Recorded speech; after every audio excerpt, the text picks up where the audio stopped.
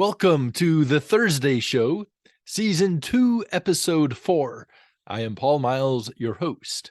We are doing a series on the book of Genesis, and today we will be going through the 6th and 7th days of creation as we read about it in Genesis 1:24 through 2:3. Then we will have a question about carbon-14 dating.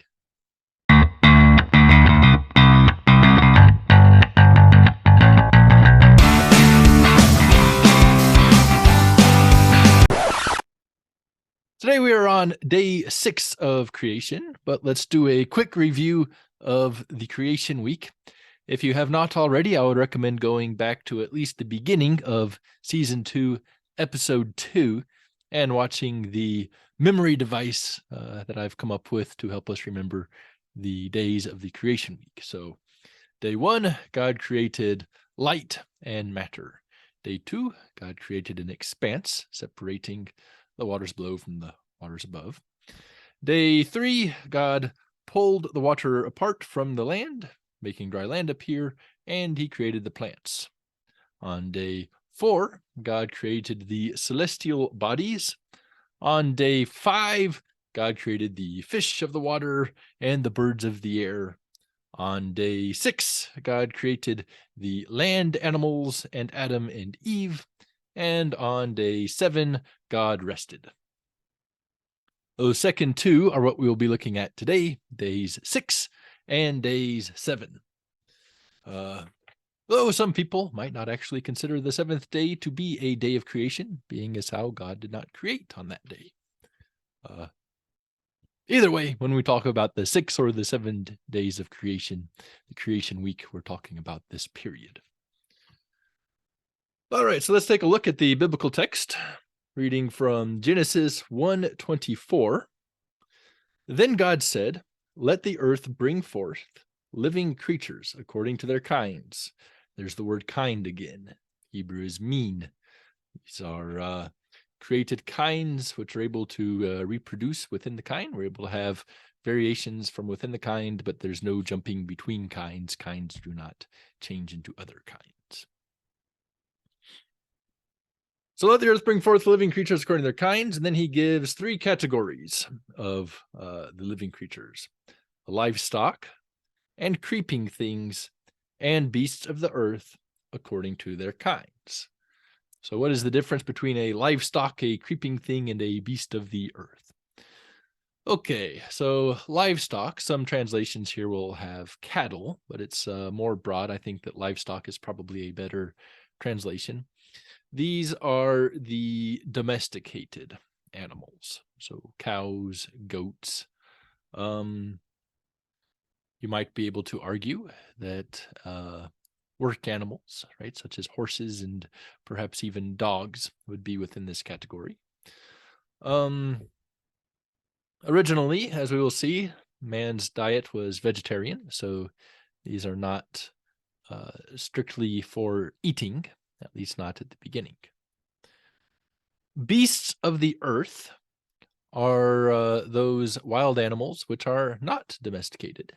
So lions, tigers would be of the same min, the same kind, the same baramin, the same created kind. Bears. And creeping things. These are the animals which are also not domesticated, but creep around either on all 4s or all 6s, or worms and slugs, stuff that moves around on the ground like that. So livestock, creeping things, and beasts of the earth, all according to their kinds. And it was so. So God made the beasts of the earth according to their kind, and the livestock according to their kind, and everything that creeps on the earth according to their kind. And God saw that it was good. Then God said, starting in Genesis 1:26 here, "Let us make man in our image after our likeness." Okay, now this is interesting. In verse 24, then God said, "Let the earth bring forth living creatures." Then in 26, we have the jussive, right? Let us make man in our image, after our likeness.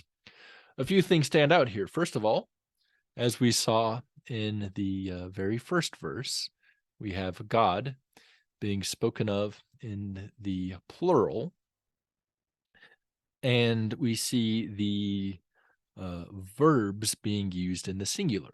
So we have plurality and unity whenever God creates here in Genesis 1. The doctrine of the Trinity is very much a Jewish doctrine. It is rooted in the Torah. It is seen throughout the Old Testament. You cannot get 3 words into the book of Genesis without coming across it. Now, it doesn't specify 3 persons of the Trinity here.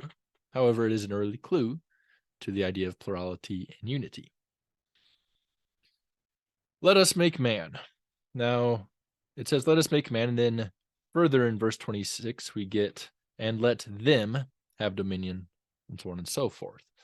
So the word for man is Adam, which is where we get the name Adam, which means man.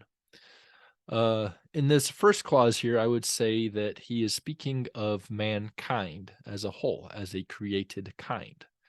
This would include you and me, because of the plurality later, right? So he's not just saying, let's make Adam, this one first man, in our image and our likeness, though that was certainly true of him.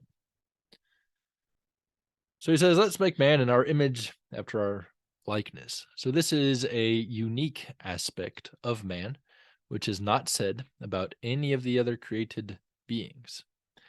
Now, man is still distinct from God. There is a very clear teaching of the creator-creation distinction throughout the Bible.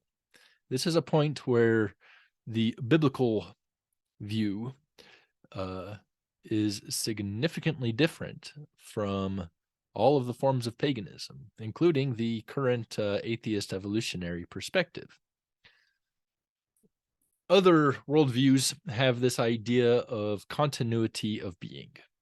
So if you look at the pagan myths of old, what you'll frequently see is that there was God in the beginning, usually a primordial water god. We looked at this a couple episodes earlier, I believe. And then the gods, through various activities, typically sexual and violent in nature. We get more gods. They're in conflict. They're like a bickering committee, as opposed to one god who is in charge. And then through whatever course of events, we end up with matter, which is derived from gods. Often the primordial water gods mingle, and we have more gods out of that. And then you break those gods down, and then you make the earth out of God. And then eventually we have a deity, a deified earth, from whence we pull out the material for man, such that man is God. That is the continuity of being worldview. And it aligns very well with the current atheist narrative of the Big Bang, where all matter was together at once, and then it all started to spin around and explode. And we are of the same substance as the source, as is the rest of the world and the planets and everything around us in nature. That's not what's going on here in the actual true account of creation. No, God makes man in our image after our likeness. So it's not that man is God. It's not that man is made out of God, but man is made in the image and likeness of God in a way that is above nature. Because of man being created in our image, in our likeness, God then goes on to say, let them have dominion over the fish of the sea, over the birds of the air, and over the livestock, and over all the earth, and over every creeping thing that creeps on the earth. Okay. Now, we've just seen all of the earth. So man is over all of the earth. That is a day 3 creation. He is above the fish of the sea and over the birds of the air. This is a day 5 creation. And over the livestock and over every creeping thing that creeps on the earth. These are day 6 creations. So God specifically put man above everything else. This is also a point where the biblical worldview is very much in conflict with what we're seeing in the world today. Today, the narrative is this continuity of being where we're not above the universe. We are in the universe and the universe is in us. So we are not to take dominion over the earth. Rather, we are often, they will put a responsibility on us to allow earth to go wild without us. That is how we take care of the earth. No. Now, does the Bible say that the man is to mistreat the earth? Absolutely not. We're going to see to the contrary later on. However, it is through man's efforts of dominion that he improves the earth, not by his efforts of neglect, which is actually what the atheist is typically pulling for, that we should withdraw from nature, withdraw our footprint entirely. Okay, so verse 26, I'll read that whole thing again. Then God said, let us make man in our image, after our likeness, and let them have dominion over the fish of the sea, over the birds of the air, and over the livestock, and over all the earth, and over every creeping thing that creeps on the earth. All right, now we get a statement here in Genesis 1:27 about man. So God created man in his own image. In the image of God, he created him, male and female. He created them. Okay, so man being a unique baramin, a unique kind, needs to have male and female. We're going to look more at marriage and the relationship between man and woman that God has instituted for us when we get further into chapter 2 of Genesis. This is where God describes more graphically how he created Adam, how he created Eve, and we get information there about the divine institution of marriage. And it is the same information that Jesus appeals to whenever his contemporaries ask him questions about marriage. So, if that is the text that Jesus takes seriously, I would venture to guess that we probably should take it seriously as well. Notice there is no mention of any genders besides male and female. Male and female is the reality. Now, there are those who are trying to push a particular gender narrative, which says that, first of all, there's a distinction between sex and gender. Sex is your biological assignment. Gender is, according to this view, the way that you relate to your sex. And it would be said that there are multiple genders, all of which are valid. There are several problems with this.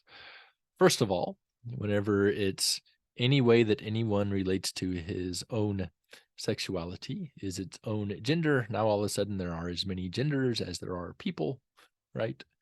Everyone can have his own gender. So now all of a sudden the word gender starts to mean just about anything and everything. And whenever a word means everything, the word ends up actually meaning nothing. A lot of confusion is going around in the topics of gender. Now, gender dysphoria is a real thing, a real problem. Gender dysphoria, of course, is those who have a particular complication with their relationship to their own sex. It is right for us to have compassion for those with gender dysphoria. As someone who does not suffer from gender dysphoria, it might be difficult for me to understand just what kind of a difficulty that is. I can only imagine. What's more, Gender dysphoria is becoming very prominent today. There are several adults who are trying to push gender dysphoria onto children. This is truly sickening. However, there are a lot of children who are being taken advantage of, and they are essentially helpless. They're only children. How are we going to communicate and work with these children as they get older? Well, we need to have a certain sensitivity to this. But rapid onset gender dysphoria is a very real and observable phenomenon, and it's being complicated by society today. But that's to be expected. The world is not our friend. We are to be in the world, but not of the world. So understanding that God created male and female, and that both of these genders have their unique purposes and design, it is a thing to celebrate, really. It's a wonderful thing. It doesn't matter if I want to be male or female, though. In the end, I am a male. And so the Bible tells me what my relationship to my gender should be. The first mention of that being here in Genesis, saying that there is a difference between male and female. So if you are male, you are not female. And likewise, if you are female, you are not male. We'll see more of this in chapter 2. So let's move on. Genesis 1:28. God blessed them. This is Adam and Eve. We get their names in the next chapter. This is, if all you have is verses 1 through 28, you would realize that blesses them would be in reference to Adam, mankind, right? God blessed them and said to them, be fruitful and multiply, and replenish the earth and subdue it. Be fruitful and multiply. This is actually a command. This is before sin enters the world. So sexual activity is not at all inherently sinful. It is actually commanded here when things are good. It's not until sin comes in that sex becomes complicated and there become sinful acts of sexual activity. But so far, there is no such thing as sin on the world because it has not yet entered. God blessed them and said to them, be fruitful and multiply, and replenish the earth and subdue it. So God has created kinds of animals, and man is over these other kinds, and he's given the responsibility of taking care of the earth, subduing it, and replenishing it. Rule over the fish of the sea, and over the birds of the air, and over every living thing that moves on the earth. So in verse 26, the triune God, being by himself, is saying these things, let us make man. This is what he's going to do. Then he makes man. Now he tells man directly, here is what you are to do. Be fruitful, multiply, subdue, and rule. Genesis 1:29. Then God said, see, I have given you every plant yielding seed, which is on the face of the earth, and every tree which has fruit yielding seed. It shall be food for you. So, the original diet here is, first of all, vegetarian. If man was to eat meat, he would have to first kill the animal, and there is no death in this state. Death does not enter until sin does. Man is given every plant yielding seed, every tree which has fruit. So it seems to be that man is not only allowed to eat the fruit of plants, but the plants themselves. It shall all be food for you. To every beast of the earth, and to every bird of the air, and to everything that creeps on the earth. These are all the things which I have put you over, Adam, which has the breath of life in it. Plants do not have the breath of life. So he's talking about these other creatures. I have given every green plant for food. So originally, the animal world was also vegetarian. Originally, lions were not eating antelope. Originally, the T-Rex was not running around trying to devour other animals. They were all vegetarians. And it was so. When God speaks, it happens. A beautiful thing. And then we get the conclusion of the sixth day of creation in 1:31. God said everything he had made, and indeed it was very good. So the evening and the morning were the sixth day. Okay, now we're going to get more about the sixth day of creation in chapter 2, and we will expand on that more when we get there. So, day 6, we get the land animals, Adam and Eve. Okay, Genesis 2:1. So the heavens and the earth and all their host were finished. That's it. God's done it. Genesis 2:2. On the seventh day, God completed his work which he had done, and he rested on the seventh day from all his work which he had done. Then God blessed the seventh day and made it holy, because on it he had rested from all his work which he had created and made. Okay, now this raises a question. Why did God rest? Don't we believe that God is omnipotent, all-powerful? This is one of his attributes. Surely, creating the universe, as big as it is, did not tire God out. He wasn't just tuckered out from all of this hard work. He could have created another universe just as easily. It wouldn't have been any trouble to him at all. If he wanted to create an infinite number of universes, he could just sit there every day creating more and more and more. It wouldn't be a problem for his strength. He's capable of doing that. For crying out loud, all he has to do is speak it into existence, right? He is all powerful and he does not tire. Why then did he rest? Well, it wasn't to rejuvenate his energy. It's not because he was tired. This word for rest, it can really mean simply stop, right? That's what we see in 2:1. So the heavens and the earth and all their hosts were finished. Okay, he completed everything, so he stopped.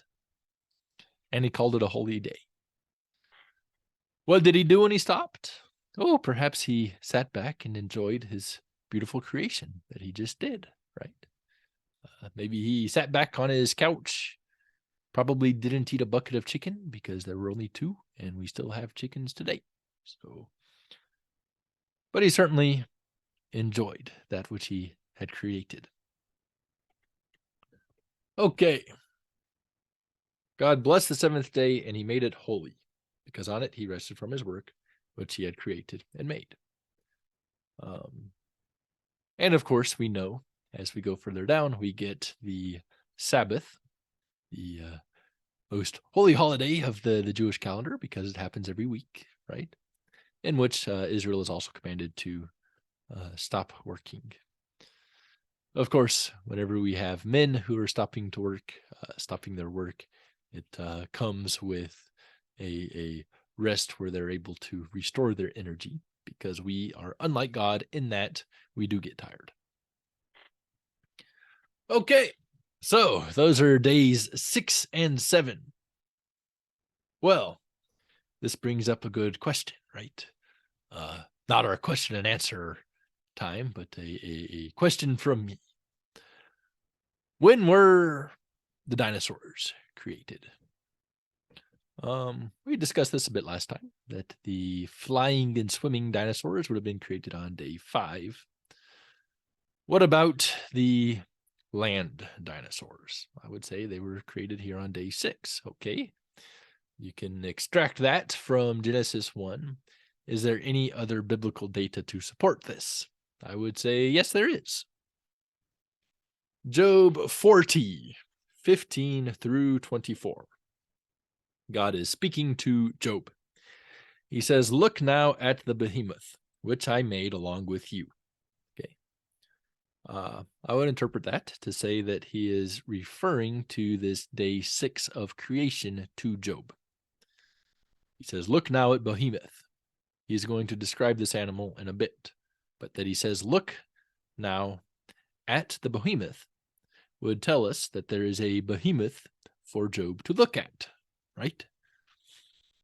So look at this beast, the behemoth, which I made along with you. There seems to be then a primordial understanding. I think there's good reason to say that Job is actually the first book of the Bible that was written. It could well predate the book of Genesis. This might be the book of Job could be the Bible that Israel had when they were in the Egyptian exile. And this statement, "Look now at behemoth, which I made along with you," sort of presupposes that Job already knows that he was created on day 5 along with the land animals. Now God describes behemoth. "He eats grass like an ox. See now, his strength is in his hips, and his power is in the muscles of his belly." The translation of the word behemoth. The word behemoth just comes from the Hebrew. They've transliterated it here. Sometimes you'll see footnotes or other translations that try to make this out to be a crocodile, or maybe a hippopotamus. Indeed, the Russian word for hippopotamus is begemot, which comes from behemoth. But does Job 40:17 describe a hippopotamus? "He moves his tail like a cedar. The sinews of his thighs are wrapped together." Okay. Does the hippopotamus have a tail like a cedar, big, broad tail, or is it a little wimpy, noodly rope kind of tail? Yeah, that's not a hippopotamus. He's got a big tail. "His bones are like strong pieces of brass. His bones are like bars of iron." Okay, are we describing see, his strength is in his hips. He has bones like iron. Is this describing an alligator? Now, an alligator does have a broad tail, but that doesn't sound very alligator-esque to me, the way that they're describing his hips. No, I would venture to guess that this is probably more of a dinosaur, right?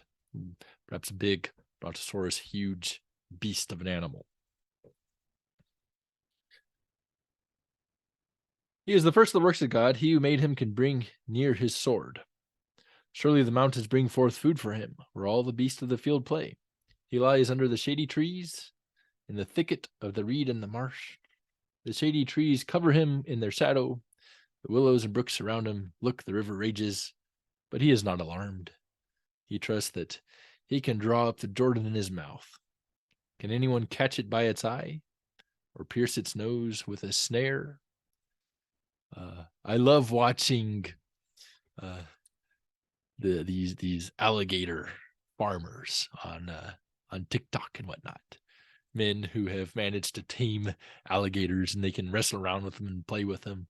I wouldn't do it. I don't think I would want to jump into a pit with an alligator. But these guys, they're something else. They really know what they're doing.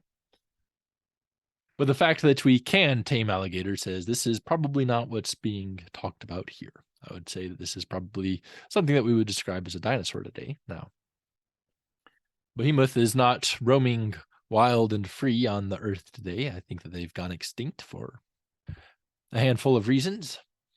But it was still around in the days of Job, which was relatively close to the flood. Okay, so day 6, we get man, we get the beasts of the land, including the dinosaurs. Day 7, God stops. Now it is time for our questions and answers.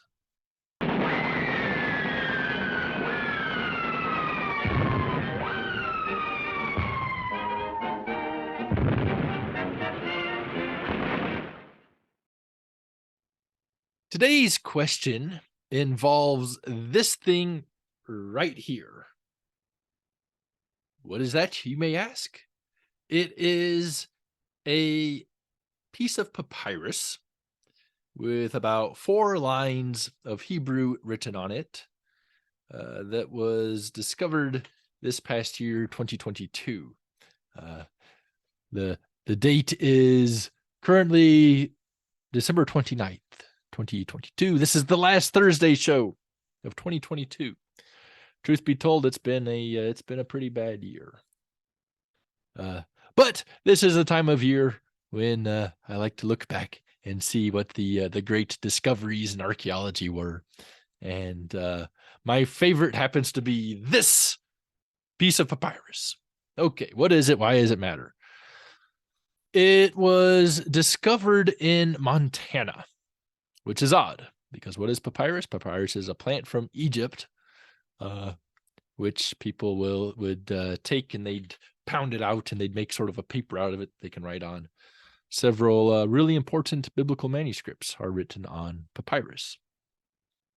This is not a piece of the Bible, though. It's just a little piece of papyrus paper that was written on. It's got about 4 lines, which are incomplete, of Hebrew text.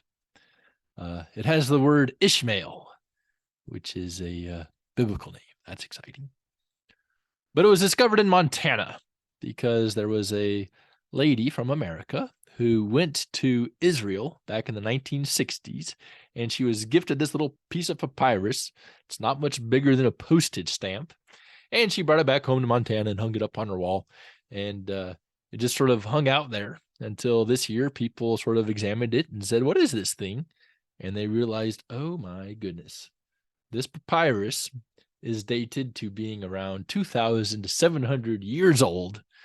They figured that out using radiocarbon dating. And it happens to align with what you would expect from the type of script that is on there. The reason I happen to like this artifact from 2022 is the history of how it was so old. It's older than the Dead Sea Scrolls, right? And it was just sort of hanging out on a wall in Montana for several decades before it was sort of examined. I like this because it makes you wonder, what else is there? What kind of stuff from the archaeological record is just hanging out in people's closets and on their walls and stuff? You know, every now and then there's an artifact that just happened to be sitting on a shelf in some museum somewhere that nobody had gotten around to for however long, and lo and behold, it turns out to be something of great biblical significance, right? This isn't of great biblical significance, but it's still pretty cool anyway. Okay. That's the context of the question. Now, the question that came in was, okay, so you have this papyrus. It's dated to 2,700 years old, using radiocarbon dating. Okay, how can we trust that date using radiocarbon dating? But there's also radiocarbon dating or carbon-14 dating that says that the Earth is much older than the Bible says it is. Okay, are you being a little selective here? I mean, why can you trust the papyrus date, but you're not going to trust a fossil that's supposedly 50,000 years old? Okay, so that's the question. I didn't really phrase that in a way that has a clear question mark. Why is it that we trust carbon-14 dating at 2,700 years, but not at 15,000, for example? Okay. So first of all, how is it that radiocarbon dating works? Well, radiocarbon dating measures the isotope carbon-14 in a dead creature, something that used to be alive, to figure out how long ago it died. In this case, the dead thing is papyrus plant, which was turned into paper, right? So it used to grow in Egypt, and they cut it down, and then they banged it out and made paper and wrote on it. I guess theoretically, we don't know how long it took them to write it after they made the papyrus paper out of it, but I don't imagine it was very long. Now, when something is alive, this is something that you and I do, as well as every plant around us, every bug. We consume the isotope carbon-14. When we die, we stop consuming carbon-14, and the carbon-14 begins to decay into another isotope, nitrogen-14. Now, the half-life of carbon-14 is about 5,730 years. What does that mean? That means that if you have a jar full of carbon-14 atoms, then 5,730 years from now, it will be half carbon-14 and half nitrogen-14. 11,460 years from now, so in an additional 5,730 years, an additional half-life, it will decay by half again, which means it will be 1/4 carbon-14 and 3/4 nitrogen-14. So if you're walking along and you see a jar poking out of the ground and you pick it up and you look at it, and lo and behold, you find that the jar is 1/2 carbon-14 and 1/2 nitrogen-14, and you happen to know that it started out as purely a bunch of carbon-14 atoms, then you know that the material is 5,730 years old. So keep that in mind next time you find a jar full of carbon-14 and nitrogen-14 atoms. There's a problem that raises a question, right? How do we know how much carbon-14 was in there originally, right? How do we know it was all carbon-14? Maybe someone just put it there yesterday and it was half carbon-14, half nitrogen-14. So how do we know? Okay. Fortunately, that's not really the situation. We're not just finding a bunch of jars of pure carbon-14 and nitrogen-14. We're looking instead at life forms, which have other isotopes in there as well. Scientists will look to the isotope carbon-12 in an organism. Now, carbon-12 is stable, unlike carbon-14. So it doesn't just break down every in half every 5,730 years. As much as there was 5,000 years ago is as much as you'll have today. So the ratio of carbon-12 to carbon-14 is going to be about the same in the atmosphere as it is in the plant and animal life.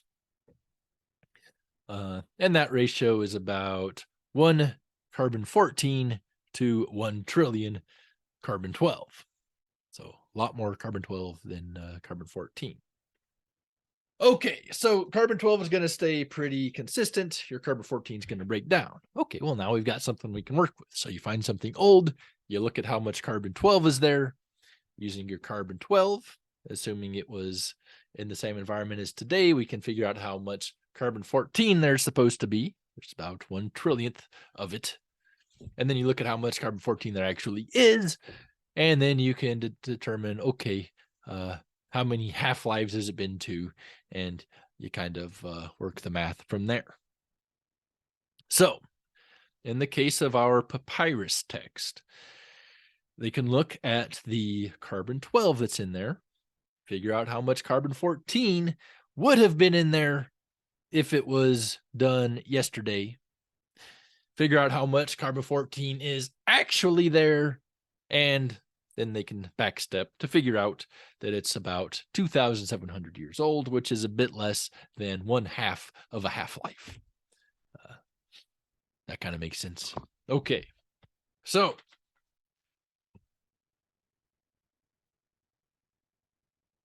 why can't we do that every time? Well, the answer is because there are some limitations to this process. We have 3 assumptions in that process that I've just described, which could be altered by the catastrophes which the Bible talks about in Genesis 1 through 11. Now, assuming that the assumptions are safe after the flood, then dating something from 700 BC is still going to work. But if you have something that's from before the flood or during the flood, or perhaps even shortly after the flood, then we would need different math, because these are things that could affect that ratio of 1 to a trillion carbon 14 to carbon 12 isotopes. So what are these three assumptions? Okay, assumption one is the initial conditions, right? We talked about suppose you found a jar that's half nitrogen 14 and half carbon 14. If you don't know what the original was, then you can't really figure out how old it is. Well, we're using the carbon 12 isotope, the one that doesn't decay, to determine what the original content of carbon 14 was. Now, that's all fine and dandy, assuming that the atmosphere had the same ratio of carbon 12 to carbon 14 when the thing died, as is in the atmosphere today. The problem is that there is reason to believe that there was more carbon 12 in the pre-flood biosphere and less carbon 14 production. That would change the carbon 14 to carbon 12 ratio so that life before the flood would have a lower amount of carbon 14 from the beginning. So if we're using today's assumption with a higher amount of carbon 14 and applying that to something that started with a lower amount, that thing is going to appear to be a lot older because we have made a mathematical error using the wrong ratio. Okay, so that's the first assumption, the initial conditions. The second assumption is the consistency of the decay rate. Now, it seems that the rate of decay is not going to change if we have more pressure or more temperature, which are some things that we could probably deduce from the biblical description of the flood. However, there still are a lot of unknown aspects to the consistency of the decay rate. Decay rates have only been measured now for 100 years. In 2001, so this is fairly recent, goodness gracious, 21 years ago. That's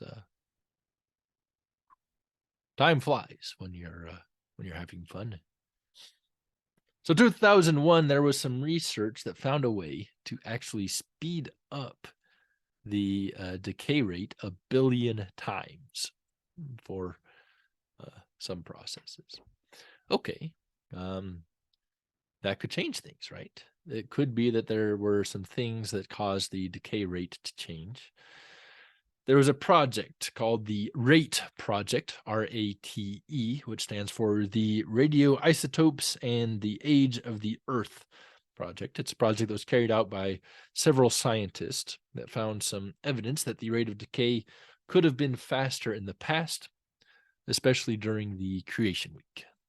So that could affect the mathematical conclusions that we come to when we try to date things. Assumption number 3 is system closure. We are assuming that the system was closed the entire time that we're doing this, but we know that we have certain catastrophes that could have altered things. So this is a really big assumption that the systems were closed.